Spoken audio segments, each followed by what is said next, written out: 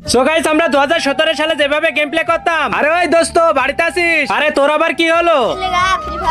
আরে হ খেলবো, চল চল। আরে ওই মুন্না বাড়িতে আসিস? আরে তোদের আবার কি হলো? চল খেলবো। ঠিক আছে চল চল। বড় ভাই চলো ফ্রি ফায়ার খেলতে হবে। হ্যাঁ চল আমিও খেলবো। তারপরে তারা চারজনে মিলে একটা স্কোয়াড হয়ে যায়। আরে ভাই চলো গেম প্লে করি, তাড়াতাড়ি স্টার্ট করো। আরে ওই মুন্না তোরা আমাকে কেন ডাকিসনি? আমার সাথে কি তোদের কোনো শত্রুতা আছে? না, কারণ তুই একটা নুব।